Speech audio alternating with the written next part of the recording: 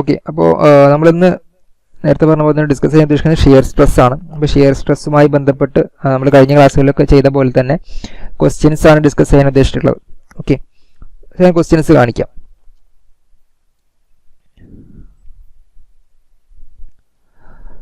Okay, ഇന്നിവിടെ എടുത്തിട്ടുള്ളത് 4 questions ആണ്. നമുക്ക് ഏകദേശം ഒരു 8:30-8:45 ആകുമ്പോഴത്തേന് നിർത്തേണ്ടതുണ്ട്. അപ്പോൾ നമുക്ക് മാക്സിമം പറഞ്ഞു പോകാം, എളുപ്പത്തിൽ പറഞ്ഞു പോകാം. ഓക്കെ, സോ നോക്ക്, ഫസ്റ്റിൻ്റെ ക്വസ്റ്റ്യൻ നോക്ക്. നിങ്ങൾക്ക് ക്വസ്റ്റ്യന് കാണാൻ പറ്റുന്നുണ്ടാവും എന്ന് കരുതാണ് അല്ലേ? സ്ക്രീനിൽ കാണുന്നില്ലേ ക്വസ്റ്റ്യൻ നിങ്ങൾക്ക്? ഓക്കെ ഓക്കെ, സോ അതിലെന്താ പറഞ്ഞിട്ടുള്ളത്? rectangular beam 100 meter wide and 100 mm wide and 300 mm deep is subjected to maximum shear force of 60 kilonewton. Determine average shear stress. അതുപോലെ 3 കാര്യങ്ങളായിട്ട് ചോദിച്ചിട്ടുണ്ട് അല്ലേ? എന്തൊക്കെയാണ് 3 കാര്യങ്ങൾ ചോദിച്ചിട്ടുള്ളത്? ഒന്ന് ആവറേജ് ഷിയർ സ്ട്രെസ് അല്ലേ? ആവറേജ് ഷിയർ സ്ട്രെസ് കാണാൻ ചോദിച്ചിട്ടുണ്ട്. പിന്നെ ചോദിച്ചിട്ടുള്ളത് എന്താണ്? അത് മാക്സിമം ഷിയർ സ്ട്രെസ് ആണ്, മാക്സിമം ഷിയർ സ്ട്രെസ്. അതുപോലെ തന്നെ പിന്നെ shear stress at A distance of 30 mm above the neutral axis. അങ്ങനെ 3 ചോദ്യങ്ങളാണ് അവിടെ ചോദിച്ചിട്ടുള്ളത് അല്ലേ? അപ്പോൾ ഇത്തരത്തിലൊരു ക്വസ്റ്റ്യൻ കിട്ടിക്കഴിഞ്ഞാൽ നിങ്ങൾ എങ്ങനെ ചെയ്യാം, അല്ലെങ്കിൽ എന്താണ് അതിൻ്റെ കൺസെപ്റ്റ് ചെയ്യാൻ വേണ്ടിയിട്ട്? അപ്പോൾ നോക്ക്, നമുക്കിവിടെ പറഞ്ഞിട്ടുള്ളത്, ഒന്ന് നമുക്ക് തന്നിട്ടുള്ളത് ഈ റെക്ടാങ്കുലർ ബീം, ഒരു റെക്ടാങ്കുലർ ബീമാണ്. അപ്പോൾ ആ ക്രോസ് സെക്ഷന് ഷേപ്പ് എന്ന് വെച്ചാൽ റെക്ടാങ്കുലർ ഷേപ്പാണ്. അപ്പോൾ ആ ഷേപ്പിൻ്റെ ഡയമെൻഷൻസ് അവിടെ തന്നിട്ടുണ്ട് അല്ലേ? എന്തൊക്കെയാണ് തന്നിട്ടുള്ളത്? വിഡ്ത്ത് 100 ആണെന്ന് പറഞ്ഞിട്ടുണ്ട്. അതുപോലെ തന്നെ ഡെപ്ത് 300 ആണ്, mm ആണ് കേട്ടോ, 2 മില്ലിമീറ്ററിലാണ് പറഞ്ഞിട്ടുള്ളത്. അപ്പോൾ ഈ ഒരു കാര്യം തന്നിട്ടുണ്ട്. പിന്നെ ആ ബീമിൽ വരുന്ന maximum shear force, maximum shear force എത്രയാണ് പറഞ്ഞത്? ഷിയർ ഫോഴ്സ് ആണ്, ഷിയർ സ്ട്രെസ് അല്ല. ഷിയർ ഫോഴ്സ് 60 കിലോന്യൂട്ടൺ ആണ് മാക്സിമം ഷിയർ ഫോഴ്സ്. ഓക്കെ, ഈ 2 കാര്യങ്ങൾ നമുക്ക് അവിടെ തന്നിട്ടുള്ളൂ. എന്നിട്ട് നമ്മളോട് ചോദിച്ചിട്ടുള്ള ഒന്ന് ആവറേജ് ഷിയർ സ്ട്രെസ് കാണാൻ ചോദിച്ചിട്ടുണ്ട്, ആവറേജ് ഷിയർ സ്ട്രെസ്, പിന്നെ മാക്സിമം ഷിയർ സ്ട്രെസ്. അപ്പോൾ നമുക്ക് ആദ്യം ഇത് രണ്ടും കാണാം. ഓക്കെ അല്ലേ? അപ്പോൾ നോക്ക്,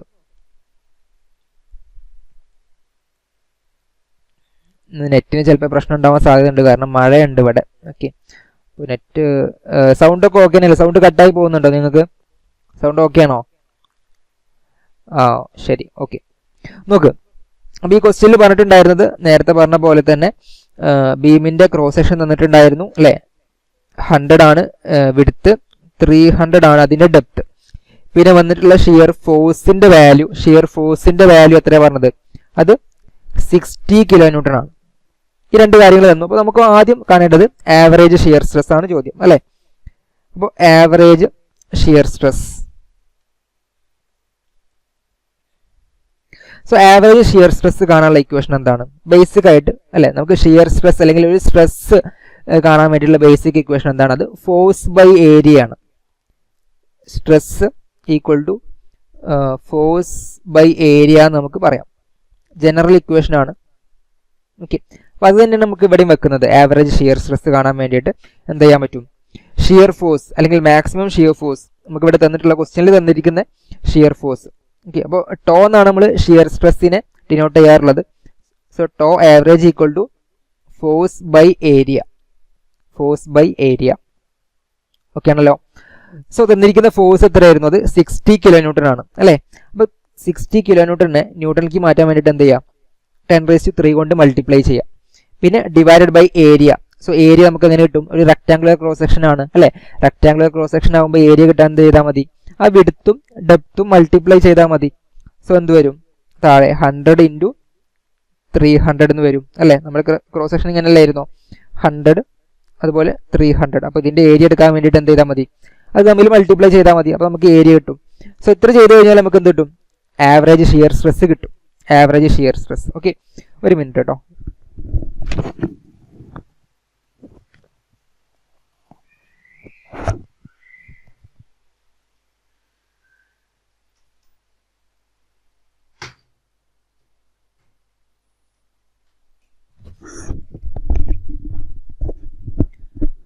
okay, so average shear stress ഈ തന്നിരിക്കുന്ന ഈ ഒരു എക്സ്പ്രഷൻ നമ്മൾ ചെയ്തു കഴിഞ്ഞാൽ അത് 2 Newton/mm² എന്ന് കിട്ടും. 2 Newton/mm². അപ്പോൾ ഇത്രയേ ഉള്ളൂ നമുക്ക് ഈ ഒരു ക്വസ്റ്റ്യനിൽ ആവറേജ് ഷിയർ സ്ട്രെസ് കാണാൻ ചോദിച്ചു കഴിഞ്ഞാൽ ചെയ്യേണ്ടത്. ഓക്കെ ആണല്ലോ. ഇനി അടുത്തത് ചോദ്യം എന്തായിരുന്നു? ആവറേജ് കഴിഞ്ഞു. പിന്നെ അടുത്ത ചോദ്യം എന്തായിരുന്നു? അത് മാക്സിമം ആണ് അല്ലേ. സോ മാക്സിമം ഷിയർ സ്ട്രെസ് ആണ് ഇനി അടുത്തത് കാണാനുള്ളത്. Maximum shear stress. സോ ഒരു റെക്ടാങ്കുലർ ക്രോസ് സെക്ഷന്റെ കേസിൽ റെക്ടാങ്കുലർ ക്രോസ് സെക്ഷൻ ആണെന്നുണ്ടെങ്കിൽ നിങ്ങൾക്ക് ഈ ഒരു കാര്യം അറിഞ്ഞിരിക്കണം. Tau max equal to 1.5 times tau average ആണ്. എന്ന് വെച്ചാൽ മാക്സിമം ഷിയർ സ്ട്രെസ് എന്ന് പറഞ്ഞു കഴിഞ്ഞാൽ അത് 1.5 ടൈംസ് ആവറേജ് ഷിയർ സ്ട്രെസ് ആണ്. ഇത് ഏതിൻ്റെ കേസിലാണ് ഉള്ളൂ? റെക്ടാങ്കുലറിൻ്റെ കേസിൽ മാത്രമേ ഇത് പറ്റുള്ളൂ. റെക്ടാങ്കുലർ ബീം ആണെങ്കിൽ ഓക്കെ ആണല്ലോ. അപ്പോൾ റെക്ടാങ്കുലർ ബീമിൻ്റെ കേസിൽ മാക്സിമം ഷിയർ സ്ട്രെസ് എന്ന് വെച്ച് കഴിഞ്ഞാൽ അത് 1.5 ടൈംസ് ആവറേജ് ഷിയർ സ്ട്രെസ് ആണ്. Average shear stress. Okay. So നമുക്ക് എന്ത് ചെയ്താൻ പറ്റും? ടോമാക്സ് ഈ കേസിൽ ഇത് തന്നിരിക്കുന്ന ക്വസ്റ്റ്യൻ്റെ കേസിൽ ടോമാക്സ് ഈക്വൽ ടു 1.5 ഇൻറ്റു 2 എന്ന് എഴുതാം അല്ലേ. കാരണം നമ്മുടെ ആവറേജ് ഷിയർ സ്ട്രെസ് എത്രയാണ്? അത് 2 ആണ്. നമ്മൾ തൊട്ട് മുന്നേ കണ്ടെത്തിയിട്ടുണ്ടായിരുന്നു 2 Nm/mm². സോ നമുക്ക് എന്ത് എഴുതാൻ പറ്റും? 1.5 ഇൻറ്റു 2 എന്ന് എഴുതാം. സോ ആൻസർ എന്ത് വരും? 3 Nm/mm² എന്ന് ആൻസർ വരും. 3 Nm/mm². ഓക്കെ അല്ലേ? ടോമാക്സ് കണ്ടത്. അപ്പോൾ ഇതിൽ ഇപ്പോൾ ചെയ്തതിൽ എന്തെങ്കിലും ഡൗട്ട് ഉണ്ടോ? ഇപ്പോൾ ആവറേജ് കണ്ടു, അല്ലെങ്കിൽ ആവറേജ് ഷിയർ സ്ട്രെസ് കണ്ടു, പിന്നെ അതിന് ശേഷം മാക്സിമം ഷിയർ സ്ട്രെസ്സും കണ്ടു. ഈ 2 സ്റ്റെപ്പിൽ ഏതെങ്കിലും ഡൗട്ട് ഉണ്ടോ നിങ്ങൾക്ക്? ഉണ്ടെങ്കിൽ ഇപ്പോൾ ചോദിക്കാം. ഏതെങ്കിലും വാല്യൂസ് എടുത്തതിലോ അല്ലെങ്കിൽ കാൽക്കുലേഷൻ ചെയ്തതിലോ എന്തെങ്കിലും ഡൗട്ട് ഉണ്ടെങ്കിൽ ഇപ്പോൾ ചോദിക്കാം.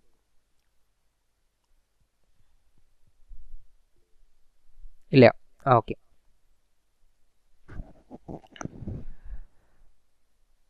ഓക്കെ. മിഥിലാജ് നോ എന്ന് പറഞ്ഞിട്ടുണ്ട്. സക്കാഫും നോ എന്ന് പറഞ്ഞിട്ടുണ്ട്. ഓക്കെ. സോ നമുക്ക് അടുത്തത് നോക്കാം. അടുത്തത് എന്താണ്? മൂന്നാമത്തെ ചോദ്യം, അല്ലെങ്കിൽ ഈ ഒരു തന്നിരിക്കുന്ന ക്വസ്റ്റ്യനിൽ തന്നെ മൂന്നാമത്തെ പാർട്ടായിട്ട് ചോദിച്ചിട്ടുള്ള എന്താണ്? Shear stress at distance of 30 mm above neutral axis. അപ്പോൾ ഷിയർ സ്ട്രെസ് നമ്മൾ ആദ്യം എന്ത് കണ്ടു? ആവറേജും കണ്ടിട്ടുണ്ട്, മാക്സിമം കണ്ടിട്ടുണ്ട്. ഇനി ചോദ്യം എന്താണ്? ഒരു പർട്ടിക്കുലർ പോയിന്റിലെ ഷിയർ സ്ട്രെസ് ആണ്, അല്ലെങ്കിൽ ഒരു പർട്ടിക്കുലർ ഡിസ്റ്റൻസ് വന്നിട്ടുണ്ട് അല്ലെ. ന്യൂട്രൽ ആക്സിസിൽ നിന്ന് 30 mm മുകളിലേക്ക് വരുന്ന സമയത്ത് അവിടെ വരുന്ന ഷിയർ സ്ട്രെസ് എത്രയാന്നുള്ളതാണ് ചോദ്യം അല്ലെ. സോ നോക്ക്,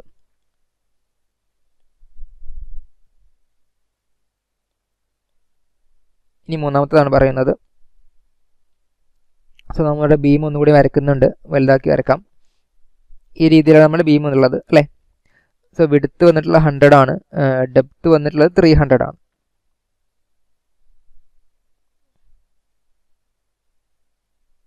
അപ്പോൾ ഇതിൻ്റെ ന്യൂട്രൽ ആക്സിസ് അല്ലേ, ഒരു റെക്ടാങ്കുലർ ബീമിൻ്റെ കേസിൽ ന്യൂട്രൽ ആക്സിസ് എവിടെ വരിക?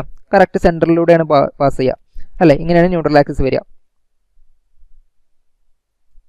ഇനി ആ ന്യൂട്രൽ ആക്സിസിൽ നിന്ന് 30 mm എബവ് ആ ഒരു പോയിന്റിലത്തെയാണ് ഷിയർ സ്ട്രെസ് ചോദിച്ചിട്ടുള്ളത് അല്ലേ. അപ്പോൾ 30 mm മാറിയിട്ട് ഇപ്പോൾ ഏകദേശം ഏകദേശം ഒരു ഈ ഭാഗത്ത് ഇവിടെയാണ് 30 mm എന്ന് കരുതുക. ഓക്കെ. അപ്പോൾ ഈ ഡിസ്റ്റൻസ് 30 ആണ്, 30 mm. അപ്പോൾ ഈ പോയിന്റിലത്തെ ഞാനിവിടെ ബ്ലൂ കളറിൽ മാർക്ക് ചെയ്തിട്ടുള്ള ആ ഒരു സെക്ഷനത്തെ ഷിയർ സ്ട്രെസ്സിൻ്റെ വാല്യൂ ആണ് ചോദ്യം. Shear stress at A distance of 30 mm above neutral axis. അപ്പോൾ നമുക്ക് ഒരു കാര്യം അറിഞ്ഞിരിക്കേണ്ടത്, ഒരു റെക്ടാങ്കുലർ ബീമിൻ്റെ കേസിൽ ഇത്തരത്തിലൊരു റെക്ടാങ്കുലർ ബീം ആണെന്നുണ്ടെങ്കിൽ അതിൻ്റെ മാക്സിമം ഷിയർ സ്ട്രെസ് എപ്പോഴും വരിക സെൻറ്ററിലാണ്. മാക്സിമം ഷിയർ സ്ട്രെസ് സെൻറ്ററിലാണ് വരിക. അതുപോലെ 2 എഡ്ജിൽ, അതായത് ടോപ്പിലും ബോട്ടത്തിലും ഏറ്റവും മിനിമം അല്ലെങ്കിൽ 0 ആണ് വരിക. സോ അതിൻ്റെ ഒരു ഡിസ്ട്രിബ്യൂഷൻ വരുന്നത് കാണിച്ചു തരാം. അതിൻ്റെ ഒരു വേരിയേഷൻ ഈ രീതിയിലാണ് വരിക. ഓക്കെ. അപ്പോൾ ഈ രീതിയിലാണ് വരിക. അപ്പോൾ മാക്സിമം വരിക സെൻറ്ററിലാണ്, എന്ന് വെച്ചാൽ ന്യൂട്രൽ ആക്സിസിലാണ് മാക്സിമം ഷിയർ സ്ട്രെസ്സിൻ്റെ വാല്യൂ വരിക. സോ നമ്മോട് ചോദിച്ചിട്ടുള്ളത് അല്ലേ, ഈ ന്യൂട്രൽ ആക്സിസിൽ നിന്ന് ഒരു 30 mm മാറിയിട്ടാണ്. സോ ഇവിടുത്തെ ഒരു വാല്യൂ ആണ് ചോദ്യം. എന്ന് വെച്ചാൽ നമ്മൾ ആദ്യം എന്ത് കണ്ടെത്തിയിട്ടുണ്ട്? മാക്സിമം ഷിയർ സ്ട്രെസ് കണ്ടെത്തിയിട്ടുണ്ട് അല്ലേ. ആ മാക്സിമം ഷിയർ സ്ട്രെസ്സിൻ്റെ വാല്യൂ എത്രയാണ്? ഇപ്പോൾ നമ്മൾ തൊട്ട് മുന്നേ കണ്ടെത്തിയത് അത് 3 ആണ് അല്ലേ. 3 Nm/mm² നമുക്ക് കിട്ടിയിട്ടുണ്ട്. അപ്പോൾ സ്വാഭാവികമായിട്ടും ഇപ്പോൾ ഇവിടെ ചോദിച്ചിട്ടുള്ള ആ ഒരു പോയിന്റിൽ എന്തായിരിക്കും? 3നേക്കാളും കുറഞ്ഞൊരു വാല്യൂ ആയിരിക്കും വരിക അല്ലേ. ഈ പോയിന്റിൽ നിങ്ങൾക്ക് ഈ ഒരു ഗ്രാഫ് നോക്കുന്ന സമയത്ത് തന്നെ മനസ്സിലാവും, അത് 3നേക്കാളും കുറഞ്ഞൊരു വാല്യൂ ആയിരിക്കും ഉണ്ടാവുക അല്ലേ. അപ്പോൾ അത് എത്ര എന്നുള്ളതാണ് ചോദ്യം. അപ്പോൾ അതെങ്ങനെ കാണും? അപ്പോൾ അതിനൊരു ഇക്വേഷൻ ഉണ്ട്. ആ ഇക്വേഷൻ പറയാം. നോക്ക്, ഇത്തരത്തിൽ ചോദ്യം വന്നു കഴിഞ്ഞിട്ടുണ്ടെങ്കിൽ അതിൻ്റെ ഇക്വേഷൻ ടോ കാണാനുള്ള ഇക്വേഷനാണ് ഇവിടെ എഴുതിയിട്ടുള്ളത്. Tau equal to f/2i into d²/4 minus y². ഇതാണ് shear stress at any section. Okay, shear stress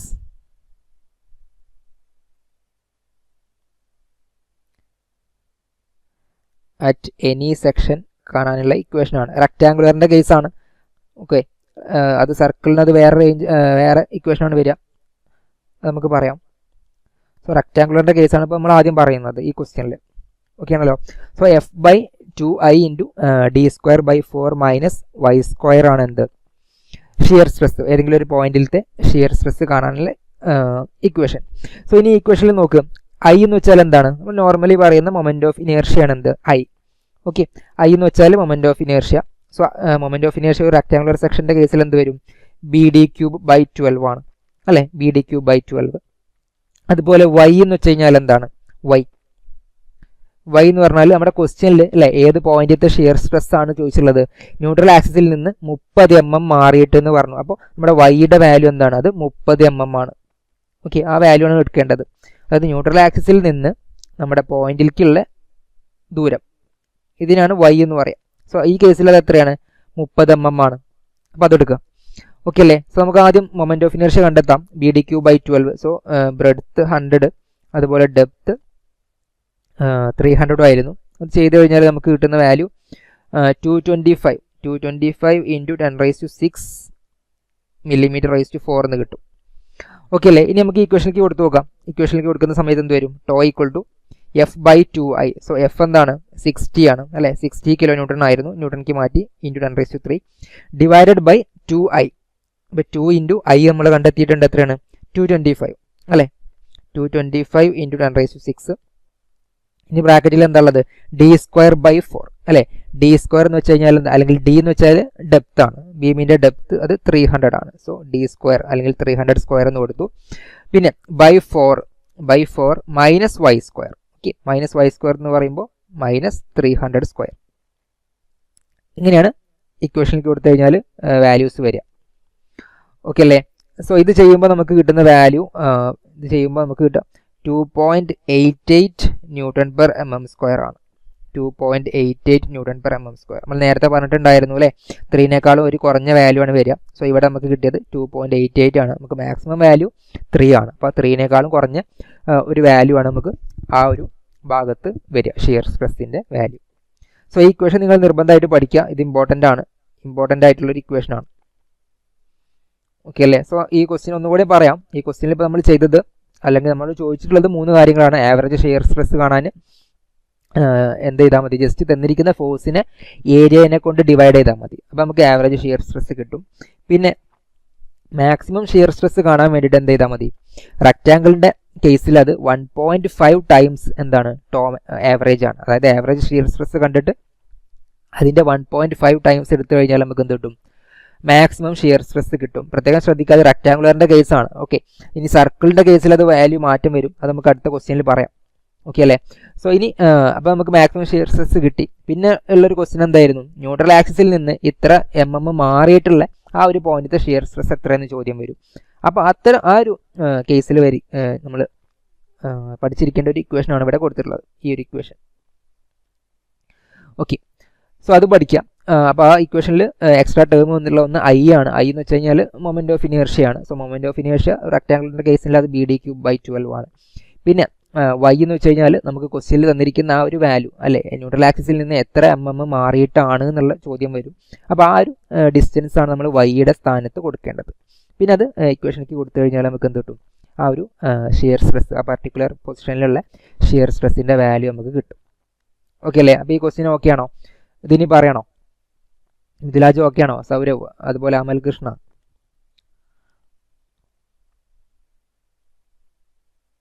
ഏതെങ്കിലും പോയിന്റ് അല്ലെങ്കിൽ ഏതെങ്കിലും ഭാഗത്ത് ഇനി പറയേണ്ടതുണ്ടോ?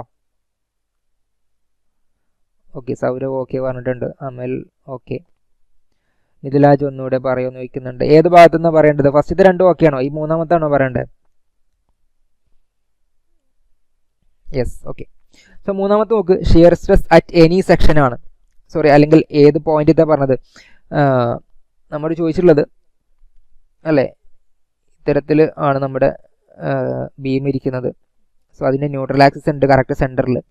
അപ്പോൾ ജനറലി എന്താ വരുന്നത്, ഷിയർ സ്ട്രെസ്സിൻ്റെ ഡിസ്ട്രിബ്യൂഷൻ എന്ന് വെച്ചാൽ ഇങ്ങനെയാണ് വരിക. മാക്സിമം വാല്യൂ നമുക്ക് സെൻറ്ററിൽ അല്ലെങ്കിൽ ന്യൂട്രൽ ആക്സിസിലാണ് വരിക. അപ്പോൾ അത് നമ്മൾ കണ്ടെത്തി കഴിഞ്ഞിട്ടുണ്ട്, അത് 3 ആണ്. മാക്സിമം ഷിയർ സ്ട്രെസ് 3 Newton/mm² എന്ന് കിട്ടി. ഇനി നമ്മോട് ചോദിച്ചിട്ടുള്ളത് ഈ ഒരു പോയിന്റ് അല്ലെങ്കിൽ ന്യൂട്രൽ ആക്സിസിൽ നിന്ന് 30 mm മാറിയിട്ടുള്ള പോയിന്റ് അല്ലേ.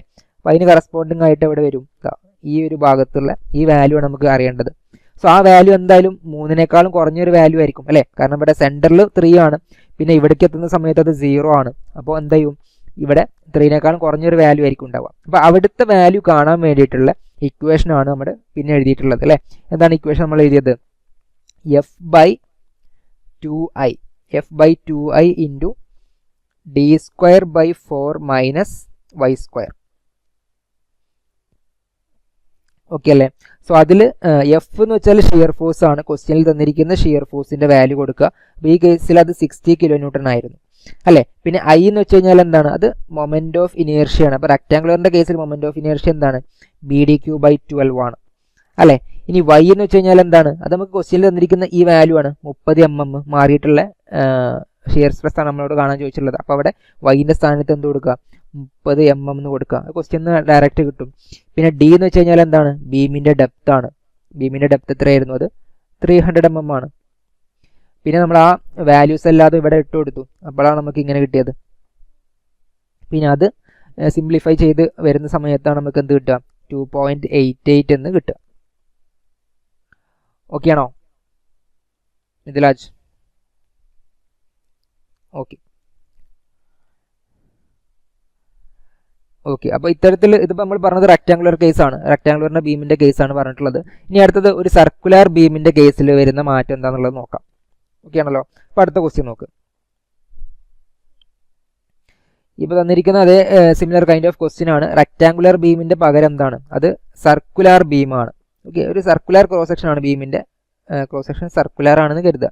അപ്പോൾ എന്തൊക്കെ മാറ്റങ്ങളാണ് ഇതിൽ വരിക എന്നുള്ളതാണ്. ഒന്ന്, നമുക്ക് ഏരിയ എടുക്കുന്ന സമയത്ത് ഡയാമീറ്റർ വെച്ചിട്ടാണ് നമ്മൾ ഏരിയ എടുക്കുക അല്ലേ. സർക്കുലർ ക്രോസ് സെക്ഷൻ ആകുമ്പോൾ ഡയാമീറ്റർ വെച്ചിട്ട് നമ്മൾ എടുക്കും. 60 mm ആണ് ഇവിടെ ഡയാമീറ്റർ തന്നിട്ടുള്ളത്. ഷിയർ ഫോഴ്സിയുടെ വാല്യൂ 6 kN ആണ്. 6 kN എന്ന് പറഞ്ഞിട്ടുണ്ട് ക്വസ്റ്റ്യനിൽ അല്ലേ. ഇതാ ഇവിടെ 6 kN എന്ന് ക്വസ്റ്റ്യനിൽ പറഞ്ഞിട്ടുണ്ട്. പിന്നെന്താ, നേരത്തെ ചോദിച്ച പോലെ തന്നെ ആവറേജ് ഷിയർ സ്ട്രെസ് കാണാൻ പറഞ്ഞിട്ടുണ്ട്. അതുപോലെ തന്നെ മാക്സിമം ഷിയർ സ്ട്രെസ് കാണാൻ പറഞ്ഞിട്ടുണ്ട്. പിന്നെ shear stress at A distance of 10 mm from neutral axis അല്ലേ. അപ്പോൾ നോക്ക്, നേരത്തെ നമ്മൾ പറഞ്ഞ പോലെ തന്നെ കേസിൽ എങ്ങനെ വരും. രണ്ടാമത്തെ ക്വസ്റ്റ്യൻ ആട്ടോ ഇനി പറയുന്നത്. രണ്ടാമത്തെ ക്വസ്റ്റ്യൻ,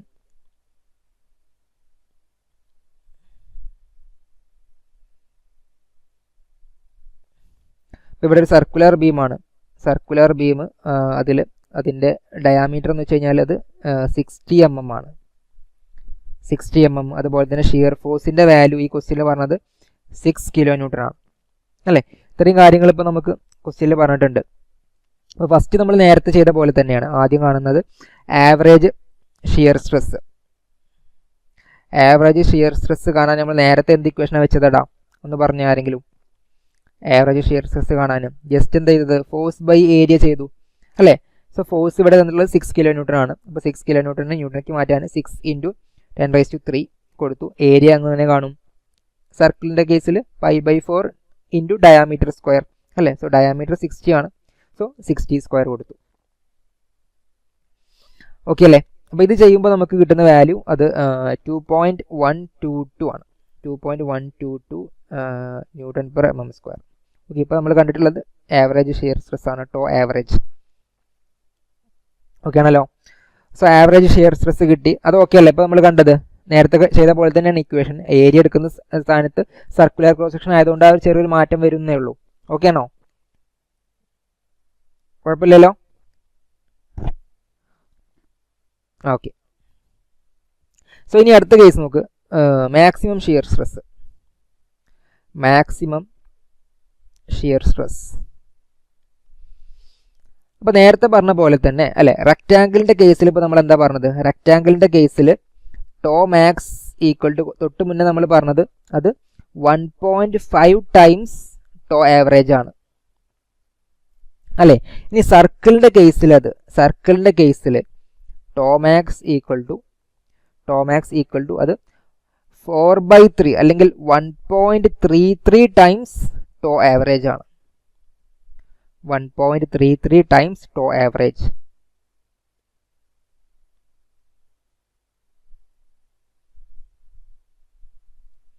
ഓക്കെ ആണല്ലോ. അപ്പോൾ ആ കാര്യം പ്രത്യേകം ശ്രദ്ധിക്കുക. സർക്കിളിൻ്റെ കേസിൽ ക്രോസ് സെക്ഷൻ സർക്കിൾ ആണെങ്കിൽ അത് tau max equal to 1.33 times tau average ആണ്. ഇപ്പോൾ ചില ടെക്സ്റ്റ് ബുക്കിൽ അത് ഈ 1.33 എന്ന് പറയുന്നതിന് പകരം എന്ത് കൊടുക്കും? 4/3 എന്ന് കൊടുക്കും. രണ്ടും സെയിം തന്നെയാണ്. ഓക്കെ അല്ലേ. ഇപ്പോൾ രണ്ട് രീതിയിൽ പറഞ്ഞു കഴിഞ്ഞാൽ സെയിം ആണ്. കാരണം 4/3 എന്ന് പറഞ്ഞാൽ അതെന്താണ്? 1.33 ആണ് അതിൻ്റെ വാല്യൂ. അപ്പോൾ ഏത് രീതിയിൽ പഠിച്ചു വെച്ചാലും ഓക്കെ ആണ്. സോ നിങ്ങൾ പഠിക്കാൻ നല്ലത് 4/3 ആണ്. കാരണം കുറച്ചും കൂടി ആക്യുറേറ്റ് ആണ് വാല്യൂ വരിക. ഓക്കെ അല്ലേ. അപ്പോൾ ഈ കേസിൽ നമുക്ക് ടോ മാക്സ് കാണാൻ എന്ത് ചെയ്താൽ മതി? 4/3 ഓഫ് ടോ ആവറേജ് അല്ലേ. ടോ ആവറേജ് നമ്മൾ നേരത്തെ എത്ര കണ്ടെത്തിയത്? അത് 2.122 ആണ്. സോ 2.122 ചെയ്യാം. ഓക്കെ ആണല്ലോ. അപ്പോൾ അത് ചെയ്യുമ്പോൾ വരുന്ന വാല്യൂ 2.829 ന്യൂട്ടൺ പെർ mm² ആണ്. ഓക്കെ. അപ്പോൾ ഈ രണ്ട് സ്റ്റെപ്പ് ചെയ്തതിൽ ഇനി എന്തെങ്കിലും കൺഫ്യൂഷൻ ഉണ്ടോ? നമ്മൾ ആദ്യം ആവറേജ് കണ്ടു, പിന്നെ മാക്സിമം ഷിയർ സ്ട്രെസ് കണ്ടു. മാക്സിമം ഷിയർ സ്ട്രെസ് കാണുമ്പോൾ തൊട്ട് മുന്നേ ചെയ്ത ഈ ക്വസ്റ്റിന് തമ്മിൽ മാറ്റം എന്ന് വെച്ച് കഴിഞ്ഞാൽ മുന്നേ അത് റെക്റ്റാങ്കുലർ കേസാണ്. അപ്പോൾ റെക്റ്റാങ്കിളിൻ്റെ കേസിൽ അത് 1.5 ടൈംസ് ആണ് മാക്സിമം വരുന്നത്. അതേസമയത്ത് സർക്കിളിൻ്റെ കേസിൽ വന്നിട്ടുള്ളത് എന്താണ്? 1.33 അല്ലെങ്കിൽ 4/3 ആണ്. ഓക്കെ. അപ്പോൾ ഇത് വളരെ ഇമ്പോർട്ടൻ്റ് ആണ്. അത് മാർക്ക് ചെയ്ത് വെക്കുക, ഇമ്പോർട്ടൻ്റ് ആണ്. ഓക്കെ അല്ലേ. സോ ഇനി അടുത്തത് എന്താ ചോദ്യം? അടുത്ത ചോദ്യം shear stress at A distance of 10 mm from neutral axis അല്ലേ. നേരത്തെ നമ്മൾ 30 mm മാറിയിട്ടുള്ള ഷിയർ സ്ട്രെസ്സിൻ്റെ വാല്യൂ കണ്ടിട്ടുണ്ടായിരുന്നു. അതുപോലെ ഇവിടെ ചോദ്യം 10 mm മാറിയിട്ടുള്ള ആ ഒരു പോയിന്റിലത്തെ ഷിയർ സ്ട്രെസ് ആണ്. അപ്പോൾ നമ്മുടെ ഈ ഒരു ഇങ്ങനെയാണ് ക്രോസ് സെക്ഷൻ എന്നുണ്ടെങ്കിൽ ന്യൂട്രൽ ആക്സിസ് കറക്റ്റ് സെൻറ്ററിലൂടെ പാസ് ചെയ്യും. അപ്പോൾ സെൻറ്ററിലൂടെ പാസ് ചെയ്യുന്ന സമയത്ത് അല്ലേ ഇതിൻ്റെ വേരിയേഷൻ നമ്മൾ നേരത്തെ പറഞ്ഞ പോലെ തന്നെയാണ് വേരിയേഷൻ വരിക. ഈ രീതിയിൽ തന്നെയാണ് വരിക. സെൻറ്ററിലാണ് മാക്സിമം വാല്യൂ വരിക. പിന്നെ നമ്മൾ ചോദിച്ചിട്ടുള്ളത് എവിടെയാണ്? ഇവിടുന്ന് 10 mm മാറിയിട്ടുള്ള പോയിൻ്റാണ്. സോ ഈ പോയിൻ്റെത്തേതാണ് ചോദ്യം. സോ എന്തായാലും നമുക്ക് മാക്സിമം വാല്യൂത്തിനേക്കാളും കുറഞ്ഞൊരു വാല്യൂ ആണ് വരിക. സോ സർക്കിളിൻ്റെ കേസിൽ അതിനുള്ള ഇക്വേഷൻ പറഞ്ഞു കഴിഞ്ഞാൽ സർക്കിളിൻ്റെ കേസിൽ പഠിച്ചു വെക്കുക. ടോ ഈക്വൽ ടു ഏതെങ്കിലും ഒരു പോയിന്റത്തെ ഷിയർ സ്ട്രെസ് ചോദിക്കുകയാണെങ്കിൽ അത് F/3I. ഓക്കെ. നേരത്തെ 2I ആയിരുന്നു, അതിന് പകരം 3I. ബാക്കിയൊക്കെ സെയിം തന്നെയാണ്. d²/4 - y². ഓക്കെ. അപ്പോൾ അവിടെയും ചെറിയൊരു മാറ്റമുണ്ട് ഇക്വേഷന്. ഇവിടെ 3 ആണ് അല്ലേ. F/3I ആണ്. നേരത്തെ നമ്മൾ പറഞ്ഞത് എത്രയായിരുന്നു? 2 ആണ് അല്ലേ. F/2I ആയിരുന്നു, അത് മാറിയിട്ട് എന്തായി? 3I ആയി. ഓക്കെ. സർക്കിളിൻ്റെ കേസാണ്, പ്രത്യേകം മാർക്ക് ചെയ്ത് വെക്കുക. ഷിയർ സ്ട്രെസ്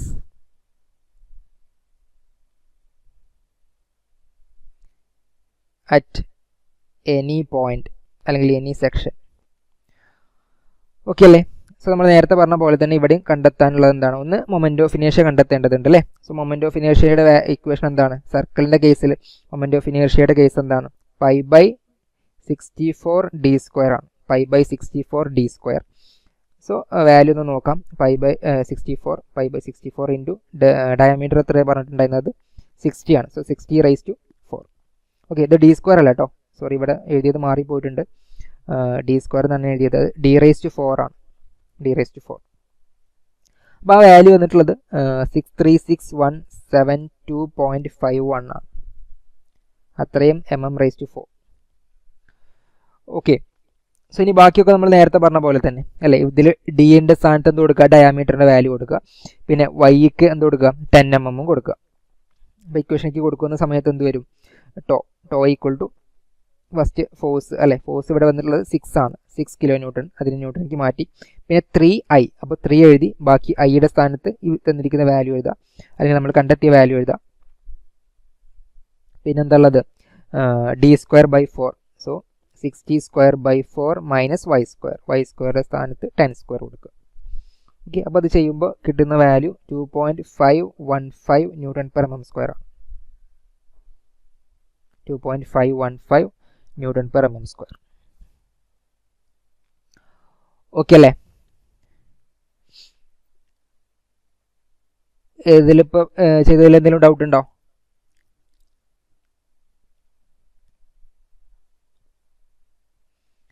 ഓക്കെ, ഒന്നുമില്ല. നമ്മൾ നേരത്തെ ചെയ്തതും ഇത് ചെയ്തതിലും 1-2 മാറ്റങ്ങളേ ഉള്ളൂ അല്ലേ?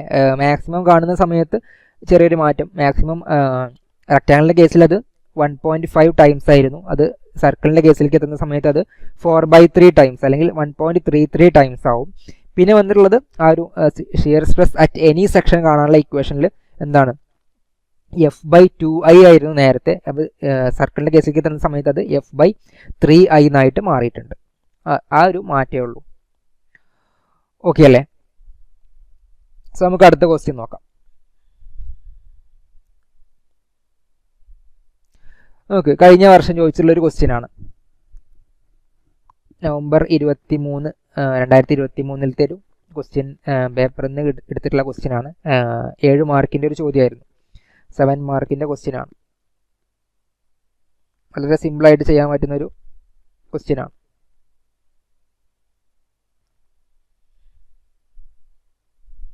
തൊട്ട് മുന്നേ ചോദിച്ച ക്വസ്റ്റ്യൻ പേപ്പറിൽ, അല്ലെങ്കിൽ അത് നിങ്ങൾക്ക് നോക്കിക്കഴിഞ്ഞാൽ അതിൽ കാണാൻ പറ്റും. പാർട്ട് സിയിൽ ചോദിച്ചിട്ടുള്ള ക്വസ്റ്റ്യൻ ആണ്. ഓക്കെ, അപ്പോൾ ഈ ക്വസ്റ്റ്യനിൽ എന്താ പറഞ്ഞിട്ടുള്ളത് നോക്ക്. ക്വസ്റ്റ്യനിൽ എന്തൊക്കെയാണ് കാര്യങ്ങളാണ് പറഞ്ഞത് നോക്ക്. A 50 mm by 100 mm in depth rectangular section. അപ്പോൾ ഒരു റെക്റ്റാങ്കുലർ സെക്ഷൻ ആണ് അല്ലേ? ഒരു ബീം റെക്റ്റാങ്കുലർ സെക്ഷൻ ആണ്. അതിൽ വിഡ്ത്ത് 50 mm ആണ്. അതുപോലെ ഡെപ്ത് വന്നിട്ടുള്ളത് 100 mm ആണ്. 100 mm. അപ്പോൾ ഈ simply supported at the end. അപ്പോൾ ഒരു ബീമിൻ്റെ കേസിൽ അത് സിംപ്ലി സപ്പോർട്ടഡ് എന്ന് പറഞ്ഞാൽ എന്താണ്, 2 എൻഡിലും സപ്പോർട്ട് ഉണ്ട് അല്ലേ? അതിപ്പോൾ കഴിഞ്ഞ മൊഡ്യൂളിൽ അല്ലെങ്കിൽ ഷിയർ ഫോഴ്സ് ബെൻഡിങ് മൊമെൻ്റ് ഒക്കെ പറഞ്ഞ സമയത്ത് പറഞ്ഞിട്ടുണ്ടാവും. അതും അല്ലെങ്കിൽ കഴിഞ്ഞ സെമസ്റ്ററിൽ എഞ്ചിനീയറിംഗ് മെക്കാനിക്സിൻ്റെ സമയത്ത് നിങ്ങൾ പഠിച്ചിട്ടുണ്ടാവും സിംപ്ലി സപ്പോർട്ടഡ് ബീം, അതുപോലെ കാൻഡിലിവർ ബീം. അപ്പോൾ ഇവിടെ സിംപ്ലി സപ്പോർട്ടഡ് ബീമാണ്. അപ്പോൾ 2 സൈഡിലും സപ്പോർട്ട് ഉണ്ടാവും. പിന്നെ അതിൻ്റെ സ്പാൻ പറഞ്ഞിട്ടുണ്ട് അല്ലേ? സ്പാൻ എന്ന് വെച്ച് കഴിഞ്ഞാൽ എന്താണ്, ഈ ഒരു ബീമിൻ്റെ ലെങ്ത്ത് അല്ലേ, അത് 2 മീറ്റർ ആണ്. 2 മീറ്റർ എന്ന് പറഞ്ഞിട്ടുണ്ട്. പിന്നെന്താ പറഞ്ഞിട്ടുള്ളത്, പിന്നെ പറഞ്ഞത് the beam is loaded with 20 kN point load at 0.5 metre from right hand support. അപ്പോൾ റൈറ്റ് സപ്പോർട്ടിൽ നിന്ന് ഒരു പോയിന്റ് ലോഡ് ഉണ്ട് അല്ലേ? ആ പോയിന്റ് ലോഡ് എത്രയാണ്? 20 kN ആക്ട് ചെയ്യുന്നുണ്ട്. 20 kN ആക്ട് ചെയ്യുന്നുണ്ട്. അതിൻ്റെ ഒരു കേസ് എന്താ പറഞ്ഞിട്ടുള്ളത്, റൈറ്റ് സപ്പോർട്ടിൽ നിന്ന് 0.5 മീറ്റർ അകലെയാണ്. എന്ന് വെച്ചാൽ നമുക്ക് ബീമിൻ്റെ ടോട്ടൽ എത്രയാണ്? 2 മീറ്റർ ആണ്. അപ്പോൾ ബാക്കി ഇവിടേക്ക് എത്ര ഉണ്ടാവും? ഈ ലെഫ്റ്റ് സപ്പോർട്ടിലേക്ക് എത്ര ഉണ്ടാവും? ബാക്കി 1.5 മീറ്റർ ഉണ്ടാവും അല്ലേ? 1.5 ആരെയും കൂട്ടിക്കഴിഞ്ഞാൽ 2 കിട്ടും, ടോട്ടൽ കിട്ടും അല്ലേ? സോ നമുക്ക് വേണമെങ്കിൽ ഇതിന് പേരുകൾ കൊടുക്കാം. ഈ എൻഡിൽ നമുക്ക് എ എന്ന് കൊടുക്കാം, ഇതിന് ബി എന്ന് കൊടുക്കാം, ഈ പോയിന്റിന് വേണമെങ്കിൽ സി എന്ന് കൊടുക്കാം. ഈ പോയിന്റ് സി, അതായത് ലോഡ് ആക്ട് ചെയ്യുന്ന പോയിന്റ്. ഓക്കെ അല്ലേ? അപ്പോൾ നമ്മൾ ചോദിച്ചിട്ടുള്ളത് എന്താണ്, ക്വസ്റ്റ്യൻ എന്താ ചോദിച്ചിട്ടുള്ളത്, calculate the maximum shear stress in the beam. Maximum shear സ്ട്രെസ്സിൻ്റെ വാല്യൂ ആണ് ചോദ്യം. ഈ തന്നിരിക്കുന്ന ബീമിൽ വന്നിട്ടുള്ള മാക്സിമം ഷിയർ സ്ട്രെസ് എത്രയെന്നുള്ളതാണ് ചോദ്യം. സോ എങ്ങനെ കാണും? ഇപ്പോൾ നേരത്തെ നമ്മൾ കണ്ട പോലെ തന്നെ അല്ലേ, ഇവിടെ ഒരു എക്സ്ട്രാ ആ ബീമിൽ വരുന്ന ലോഡ് കാര്യങ്ങളൊക്കെ പറഞ്ഞിട്ടുണ്ട് എന്നുള്ളൂ. അപ്പോൾ ഫസ്റ്റ് നമ്മൾ കാണേണ്ടത് ഈ ഷിയർ ഫോഴ്സ് ആണ്. മാക്സിമം ഷിയർ ഫോഴ്സ് എത്രയാണെന്നുള്ളത് നമ്മൾ ആദ്യം കാണണം. ആ കിട്ടിയിട്ടുള്ള ഷിയർ ഫോഴ്സ് വെച്ചിട്ട് ആദ്യം എന്ത് ചെയ്യാം, ആവറേജ് ഷിയർ സ്ട്രെസ് കാണുക, പിന്നെ മാക്സിമം ഷിയർ സ്ട്രെസ് കാണാം. റെക്റ്റാങ്കുലർ ബീമിൻ്റെ കേസിൽ നമുക്ക് അതിൻ്റെ ഒരു എക്സ്പ്രഷൻ അറിയാം അല്ലേ? അപ്പോൾ നിങ്ങൾ നോക്ക് എങ്ങനെ നമ്മൾ ഇതൊന്ന് കാണും. നിങ്ങൾ തന്നെ ഒന്ന് ആലോചിച്ച് നോക്ക്. തന്നിരിക്കുന്ന ഡാറ്റാസ് വെച്ചിട്ട് നമുക്ക് ആദ്യം എന്താ കണ്ടെത്തേണ്ടത്, മാക്സിമം ഷിയർ ഫോഴ്സ് കാണണം. സോ മാക്സിമം ഷിയർ ഫോഴ്സ് എവിടെ വരിക? ഒരു സിംപ്ലി സപ്പോർട്ടഡ് ബീമിൻ്റെ കേസിൽ മാക്സിമം ഷിയർ ഫോഴ്സ് എവിടെ വരും? ഇപ്പോൾ ഒറ്റ പോയിന്റിലൂടെയൊക്കെ ഉള്ളൂ എന്നുണ്ടെങ്കിൽ അത് മാക്സിമം ഷിയർ ഫോഴ്സ് ഏതെങ്കിലും ഒരു സപ്പോർട്ടിലാണ് വരിക. സപ്പോർട്ട് റിയാക്ഷൻ നോക്കിയാൽ മതി. ഓക്കെ, അപ്പോൾ ആദ്യം ഈ ക്വസ്റ്റ്യനിൽ കണ്ടെത്തേണ്ടത് നിങ്ങൾ സപ്പോർട്ട് റിയാക്ഷൻസ് ആണ്. എന്ന് വെച്ചാൽ RA അതുപോലെ തന്നെ RB. ഓക്കെ അല്ലേ? അപ്പോൾ നമ്മൾ എങ്ങനെ കാണുക സപ്പോർട്ട് റിയാക്ഷൻസ്? നോക്ക്, ചെയ്ത് നോക്കാം.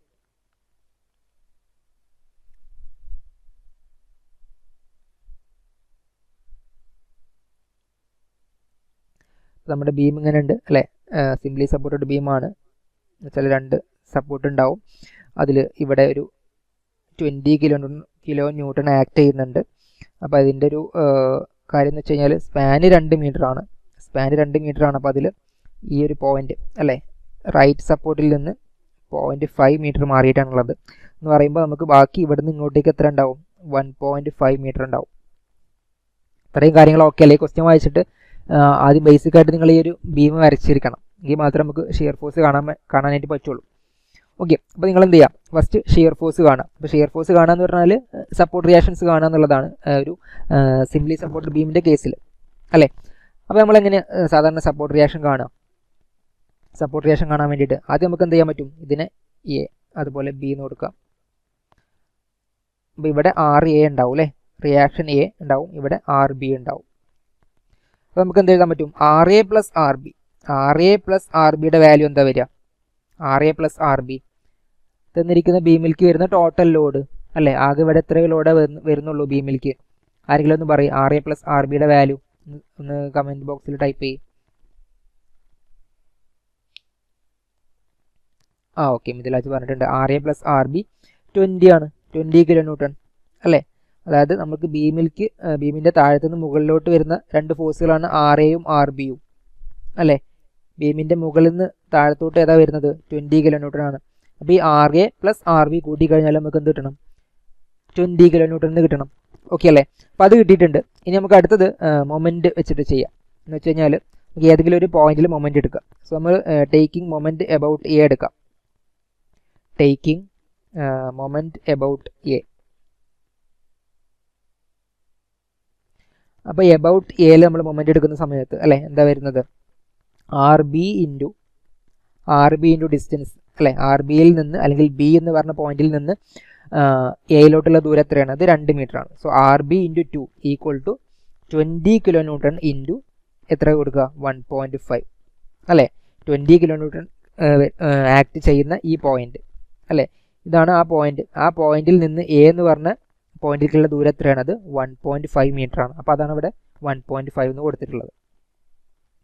അപ്പോൾ ഇത് സോൾവ് ചെയ്ത് കഴിഞ്ഞാൽ നമുക്ക് RB കിട്ടും. അപ്പോൾ ഇനി RB എങ്ങനെ കിട്ടുക, RB equal to 20 into 1.5 divided by 2 ചെയ്യാം അല്ലേ. അപ്പോൾ എന്ത് വരും, 20 ഇൻറ്റു 1.5 എന്ന് പറയുമ്പോൾ അത് 30 വരും. സോ 30 ബൈ 2 15 കിലോ ന്യൂട്ടൺ എന്ന് വരും. 15 കിലോ ന്യൂട്ടൺ. സൗരവ് എന്താ പറഞ്ഞിട്ടുള്ള ഒന്നുകൂടെ പറയുമെന്ന് ചോദിച്ചിട്ടുണ്ട്. ഏത് ഭാഗമാണ് പറയേണ്ടത്, RB കാണുന്നതാണോ?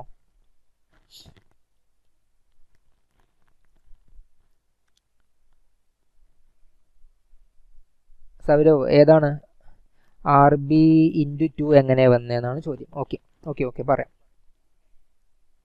സോ നമുക്ക് ബീം ഇങ്ങനെയാണ് നമ്മളെ ബീം.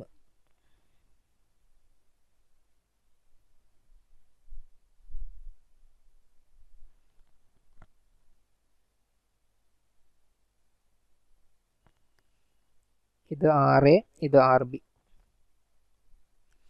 അല്ലേ.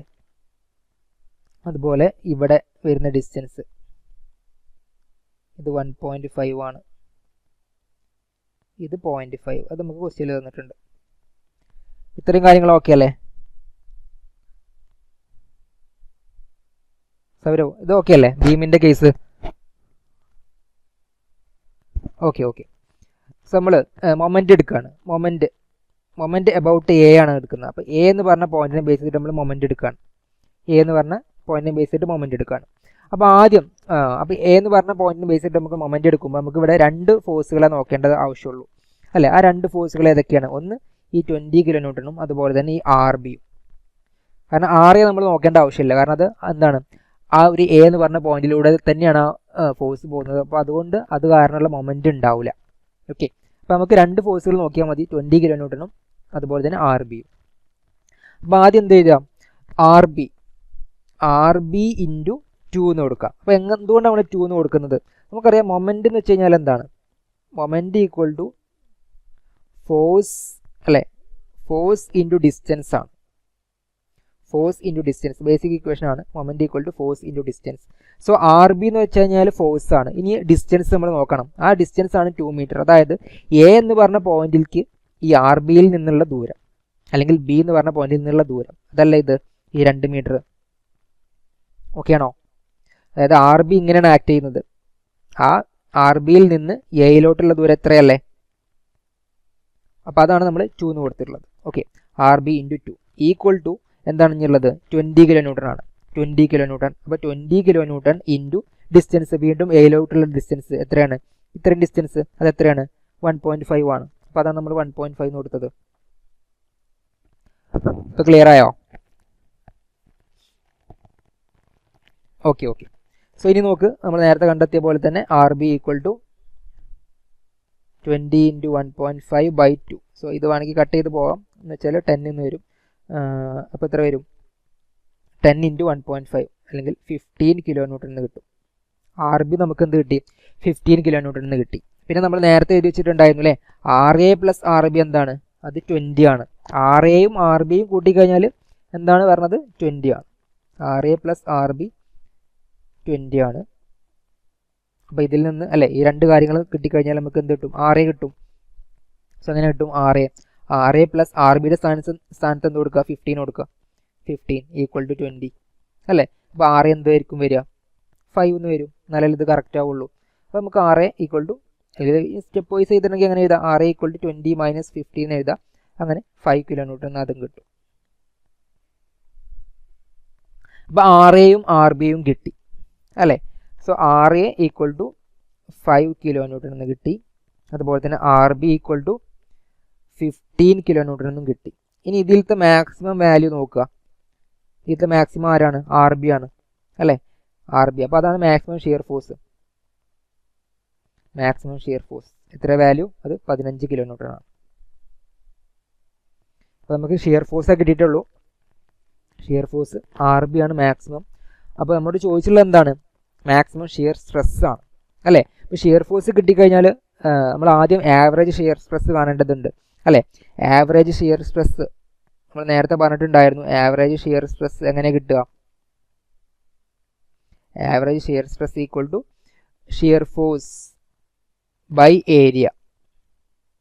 സോ ഇവിടെ ഷിയർ ഫോഴ്സ് എന്ന് പറഞ്ഞ് എടുക്കുന്ന വാല്യൂ എന്തെടുക്കണം? ഈ 15 എടുക്കണം. അപ്പോൾ എന്ത് വരും? 15 കിലോ ന്യൂട്ടൺ. അപ്പോൾ കിലോ ന്യൂട്ടൺക്ക് മാറ്റാൻ 15 ഇൻറ്റു 10³ എന്ന് കൊടുക്കുക, ഡിവൈഡഡ് ബൈ ഏരിയ അല്ലേ? ഏരിയ എന്ന് പറയുമ്പോൾ നമുക്കിവിടെ റെക്ടാങ്കുലർ ക്രോസ് സെക്ഷൻ ആണ്. റെക്ടാങ്കുലർ ക്രോസ് സെക്ഷൻ എന്ന് പറഞ്ഞിട്ട് അതിൻ്റെ ഡയമെൻഷൻസ് തന്നിട്ടുണ്ട്. വിഡ്ത്ത് 50ഉം അതുപോലെ ഡെപ്ത്ത് 100ഉം ആണ്. അപ്പോൾ അത് കൊടുക്കുക. 50 ഇൻറ്റു 100 എന്ന് കൊടുക്കുക. അപ്പോൾ ഇത് കൊടുത്തു കഴിഞ്ഞാൽ നമുക്ക് ആവറേജ് ഷിയർ സ്ട്രെസ് കിട്ടും. എത്ര വരുന്നത്? അത് 3 ന്യൂട്ടൺ പെർ mm സ്ക്വയർ ആണ്. 3 ന്യൂട്ടൺ പെർ mm സ്ക്വയർ എന്ന് കിട്ടും. അപ്പോൾ നമുക്ക് ആവറേജ് ആയിട്ടുള്ളൂ. ഇനി അടുത്തത് മാക്സിമം കാണേണ്ടതുണ്ട് അല്ലേ? അപ്പോൾ റെക്റ്റാങ്കിളിൻ്റെ കേസിൽ മാക്സിമം ഷിയർ സ്ട്രെസ്സിൻ്റെ വാല്യൂ എന്താ നമ്മൾ പറഞ്ഞിട്ടുണ്ടായിരുന്നത്? മാക്സിമം ഷിയർ സ്ട്രെസ് തൊട്ട് മുന്നത്തെ അല്ലേ ആദ്യത്തെ ക്വസ്റ്റ്യനിൽ നമ്മൾ പറഞ്ഞിട്ടുണ്ടായിരുന്നു അല്ലേ? റെക്റ്റാങ്കിളിൻ്റെ കേസിൽ ടോ മാക്സ് അല്ലെങ്കിൽ maximum shear stress equal to 1.5 times tau average ആണ്. സോ ഇവിടെ നമ്മളിപ്പോൾ കണ്ടെത്തിയിട്ടുള്ളത് ടോ ആവറേജ് ആണ്, ആവറേജ് ഷിയർ സ്ട്രെസ് അല്ലേ? അപ്പോൾ എന്ത് ചെയ്താൽ മതി? 1.5 ഇൻറ്റു ടോ ആവറേജ് ആയിട്ടുള്ള വാല്യൂ 3 എന്ന് കൊടുക്കുക. അപ്പോൾ എന്ത് വരും? 1.5 into 3 4.5 newton per mm square എന്ന് കിട്ടും. അപ്പോൾ ഇതാണ് നമ്മുടെ ആൻസർ. മാക്സിമം ഷിയർ സ്ട്രെസ് എന്ന് ചോദിച്ചു കഴിഞ്ഞാൽ ഇങ്ങനെയാണ് ചെയ്യേണ്ടത്. അപ്പോൾ ഇത്രയും ചെയ്ത് കഴിഞ്ഞാൽ നിങ്ങൾക്ക് ഈ ഒരു 7 മാർക്ക് കിട്ടും. അപ്പോൾ ബേസിക്കായിട്ട് അറിയേണ്ടത് ഒന്ന് സപ്പോർട്ട് റിയാക്ഷൻസ് കാണുക എന്നുള്ളതാണ്. അപ്പോൾ സപ്പോർട്ട് റിയാക്ഷൻസ് കാണേണ്ടത് അത്രയും ഇമ്പോർട്ടൻ്റ് ആണ്, അത്രയും പഠിച്ചിരിക്കണം. ബേസിക് ആണ്. എഞ്ചിനീയറിംഗ് മെക്കാനിക്സിൽ മുന്നേ തന്നെ അത് ക്ലാസ് എടുത്ത സമയത്ത് പറഞ്ഞിട്ടുണ്ടായിരുന്നു. കാരണം അത് ഇനിയും ഭാവിയിൽ വരും. ഇപ്പോൾ TS വരുന്നുണ്ട്. ഇനി നിങ്ങൾക്ക് 5ാമത്തെ സെമിസ്റ്ററിൽ DSRS എന്ന് പറഞ്ഞ സബ്ജക്റ്റ് ഉണ്ട്, design of steel and RCC structures. അപ്പോൾ അവിടെ അത് ആവശ്യമായിട്ട് വരും. അപ്പോൾ എല്ലാത്തിൻ്റെ ഒരു ബേസിക് ആണ് എഞ്ചിനീയറിംഗ് മെക്കാനിക്സ്. ഓക്കെ, അപ്പോൾ ഇനിയിപ്പോൾ ഈ പറഞ്ഞ ക്വസ്റ്റ്യനിൽ ഇനി ഏതെങ്കിലും ഭാഗം പറയേണ്ടതുണ്ടോ? ഓക്കെ അല്ലേ? അപ്പോൾ നമ്മൾ പറഞ്ഞ സ്റ്റെപ്പുകൾ എന്തൊക്കെയായിരുന്നു? ഒന്ന് റിയാക്ഷൻസ് കണ്ടു. ആ റിയാക്ഷൻസിലത്തെ മാക്സിമം വാല്യൂ ആണ് നമ്മൾ മാക്സിമം ഷിയർ ഫോഴ്സ് ആക്കി എടുത്തിട്ടുള്ളത്. ആ ഷിയർ ഫോഴ്സിനെ ഏരിയ കൊണ്ട് ഡിവൈഡ് ചെയ്ത് കഴിഞ്ഞാൽ എന്ത് കിട്ടും? നമുക്ക് ആവറേജ് ഷിയർ സ്ട്രെസ് കിട്ടും. ആവറേജ് ഷിയർ സ്ട്രെസ് കിട്ടിക്കഴിഞ്ഞാൽ റെക്റ്റാങ്കിളിൻ്റെ കേസിൽ മാക്സിമം ഷിയർ സ്ട്രെസ് കിട്ടാൻ എന്ത് ചെയ്താൽ മതി? 1.5 ടൈംസ് ടോ ആവറേജ് കണ്ടാൽ മതി. ഓക്കെ അല്ലേ? ഈ ക്വസ്റ്റ്യൻ ഓക്കെ അല്ലേ? ഇതിനി പറയണോ? ഓക്കെ ഓക്കെ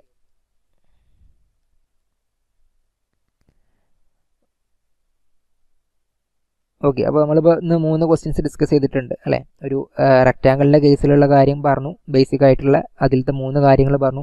ആവറേജ് എങ്ങനെ കാണുന്നത്, മാക്സിമം എങ്ങനെ കാണുന്നത്, അതുപോലെ തന്നെ അതിൻ്റെ ഒരു സെക്ഷൻ ഏതെങ്കിലും ഒരു ന്യൂട്രൽ ആക്സിസിൽ നിന്ന് ഇത്രയും ഡിസ്റ്റൻസ് മാറിയിട്ടുള്ള ഷിയർ സ്ട്രെസ് എങ്ങനെ വരുന്നത് എന്നുള്ള ആ കാര്യം പറഞ്ഞിട്ടുണ്ട്.